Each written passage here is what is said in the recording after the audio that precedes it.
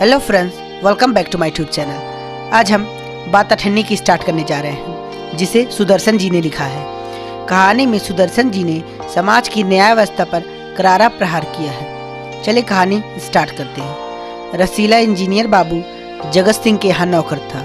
गांव में उसके बूढ़े पिता, पत्नी, एक लड़की और 2 लड़के थे, जिनका भार भी उसी के कंधों पर था।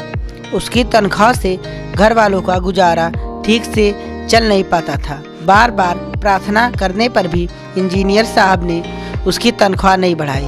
शेख सलीमुद्दीन जिला मजिस्ट्रेट थे, जो इंजीनियर साहब के पड़ोस में रहते थे। उनके चौकीदार रमजान और रसीला में बहुत मैत्री थी। एक दिन रमजान ने रसीला को बहुत उदास देखा।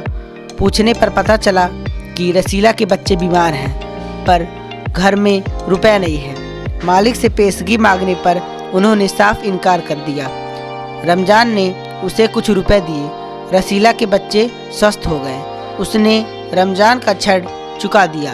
केवल 8 आने शेष रह गए। एक दिन जगत सिंह कमरे में अपने किसी काम के लिए किसी से 500 रुपए की रिश्वत ले रहे थे, जिसे रसीला ने सुन लिया।